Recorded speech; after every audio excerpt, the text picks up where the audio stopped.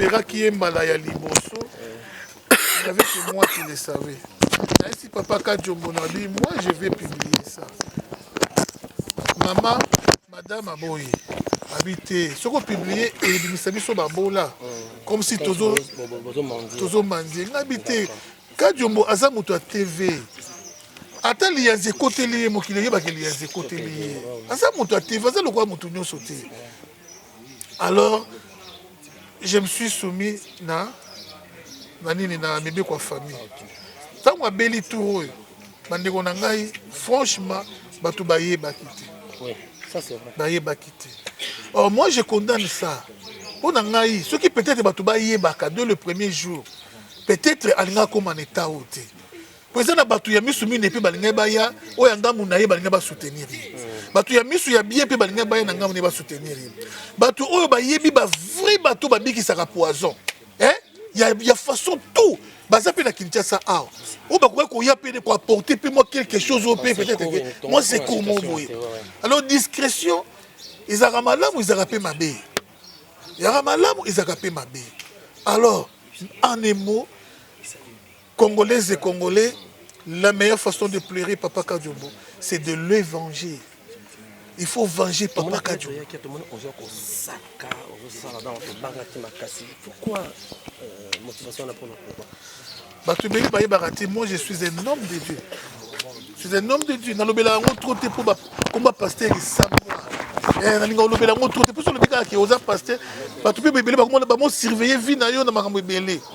Alors, Bible n'est pas la mort et la vie sont au pouvoir de la langue. La façon dont on a venger Papa Kadjombo yango wana. Yarosaka. Otobenga na chiluwa milaou. Kuchipa. Donc oyo nyonso yebi liwa ya Papa Kadjombo. Oya tindaki ye. Na yo mutu batindaki.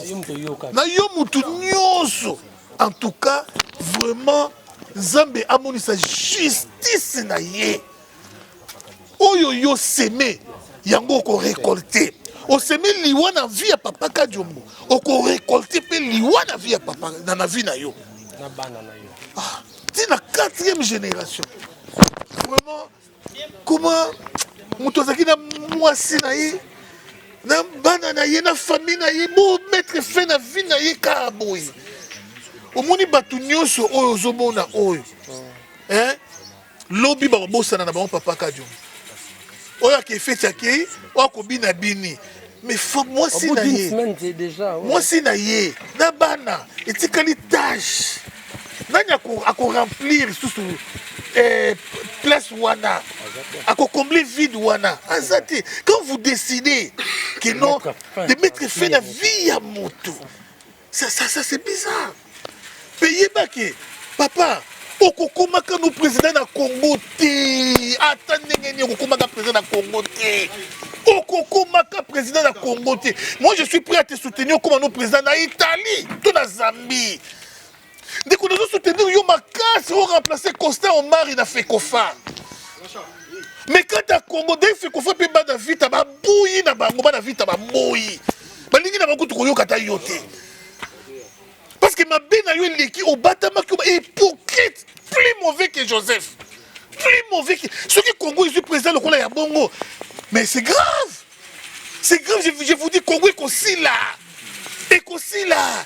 Et bien, dès qu'on a aussi vraiment besoin de la prudence parce que décision, au Batouana, nous sommes à Zoui. Et Zaliba, on a éliminé les Congolais, ma casse na poison. Ma poison est tambouli, na niveau, na degré.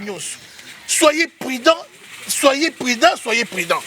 Yo quand les réseaux sociaux le bagi quand que Congolais de père et de mère balandelio na adresse na yo keba to bangate mais to soutenir mboka to soutenir ma belle. Merci beaucoup. Merci sans rival, merci beaucoup pour notre paysage il y a théâtre et moi c'est ma théâtre Papa Kadjombo akenda qui peut na dimension mosusu ou ya politique. Comment vous avez appris c'est à travers Sans Rival, quand il m'a appelé les matins pour m'informer. Vraiment, j'étais choqué. Du coup, j'ai failli pleurer. Monsieur Kadjombo, Papa Kadjombo, n'a jamais de vue. Et donc plutôt physiquement, on ne s'est pas vu. On ne s'est jamais vu. La dernière fois qu'on s'est vu, vraiment c'était des loin. Hein. C'était à la présidence, la consultation. Il devait passer. Et des loin, on s'est dit bonjour de loin, vraiment. C'était même pas serré, Maborobo. Et après, il est qui. Et après, j'ai été fan de l'analyse. À un moment donné, ouais, tango FCC na cash, Bunda, la pertinence, il y a piocher sur certains dossiers. Vraiment, on sentir que c'est un homme qui a la maîtrise. Et même son attitude, hein, un intellectuel, quand il parle, il prend le temps d'analyser. Calmement, il te parle et il trouve le mot pour ajuster la phrase et de choses. Tu sens que c'est un monsieur posé. Voilà. Et en dehors, en dépit, il y a un artiste, oui, déjà artiste et comédien, va reprocher un peu sur le plan intellectuel, sur beaucoup de. Mais au moins, un monsieur qui te parle un bon français. Et réfléchis bien aussi. J'étais vraiment fan de ces messieurs. Donc, Dieu soit loué. Nous avons tapé Sarah, vie, il doit reprendre parce que la Bible dit en tant que chrétien. Et aujourd'hui il est parti. Je dis merci à Dieu, merci à Papa Kadiombo pour tout ce qu'il a fait. Les restes en ce qui concerne Liwa ya moto, ceux qui moto a koufi na maboko ya moto, yeba ke makilane ganga makasi. Histoire même à Abey na Kaya. Il faut reprocher biso rappeler biso makambo ebele. Alors Liwa il y a Papa Kadiombo parce que il était sorti même dans une dimension artistique à Kendaki de Kolo Makasi, donc c'est déjà une bibliothèque de peintre non seulement dans le monde de l'art. Alors sa mort tu peux retenir les leçons de leçon il faut se sacrifier pour la nation. C'est un monsieur ou Aleka qui en tant qu'artiste, à Kobanki n'a niveau aussi politique, tout simplement parce qu'à mon avis que ça ne marchait pas. C'est vrai que je ne peux pas partir dans ma conviction personnelle sur le plan politique. Parce que moi, je suis un journaliste, mais lui, c'est un analyste. La différence entre un journaliste et un analyste, c'est plus dans la pertinence, il y a l'analyse, il y a certaines choses. Un journaliste, il est dans le fait. Il reste dans le fait et dans l'impartialité. Lui, il parlait maintenant, il piochait, ok, il prend en profondeur, pas bêter au moro et sauter après, avec le temps, on comprend que c'est vrai ce qu'il disait. Dieu soit vraiment loué parce que après ça, il soit un monsieur intelligent. D'accord. Très bien.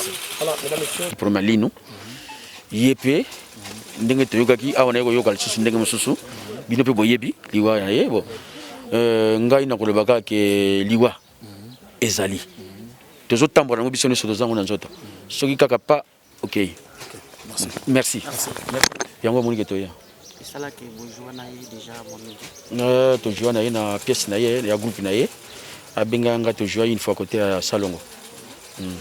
Bon donc basusu avant après une semaine, 2 semaines, jusqu'à tout le monde en a.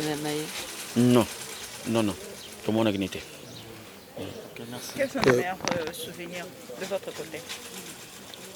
Bon, souvenir à Malamu ezali kaka que Kadiombo azalaki ndeko ya biso muninga artiste et puis à Benganga na tournage na ye vraiment tant que les autres tournées na sepelisaye nanu namona Kadiombo ko sekandingo wana tina sekisaye na yete so bacteur ne bazali awa banga ba confirmer na sekisaye et puis première fois na jouer na ye donc c'est ça. Merci. OK, merci beaucoup. Bon, il faut dire que depuis Lobby, Naogaki Sango, que non, il était gravement malade. Alors il y a un journaliste qui m'avait appelé pour vérifier l'information.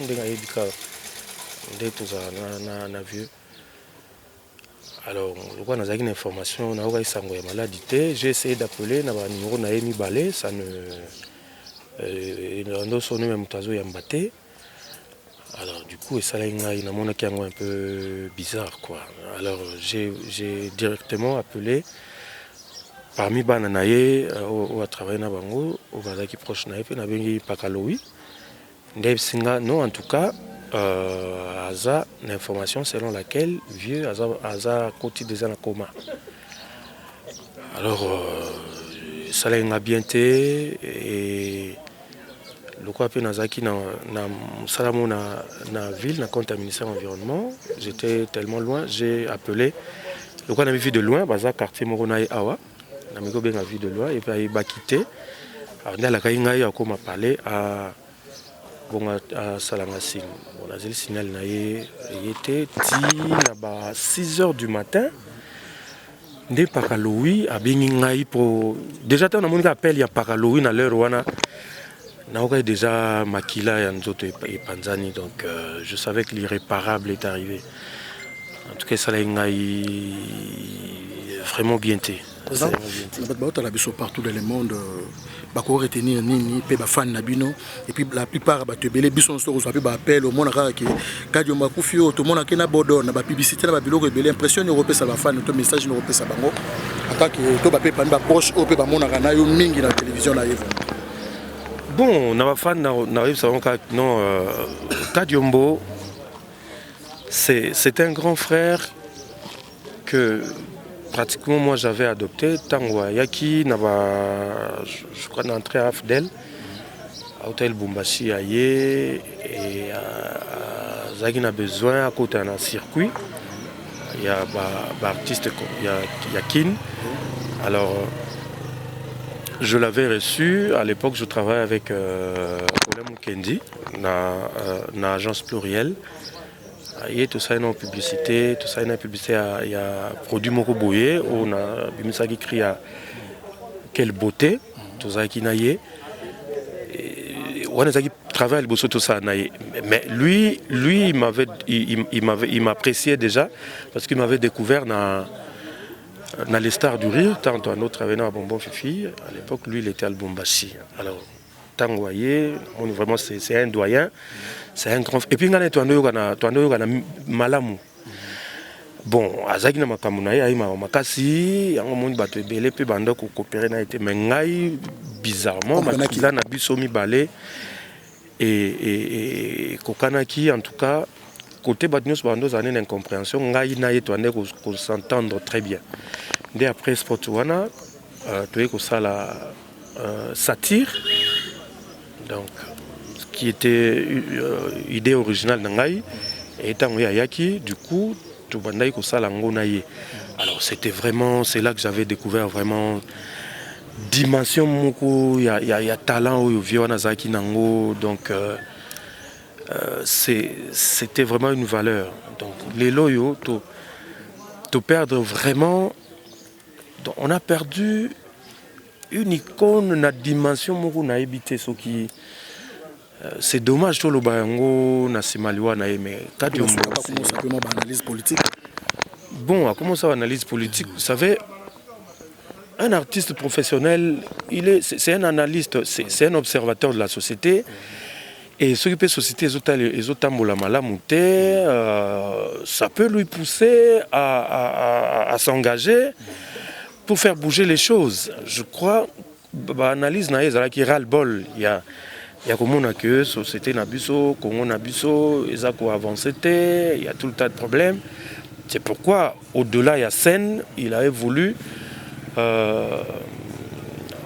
porter sa voix de manière à sensibiliser les gens, de manière en tout cas à faire bouger les choses.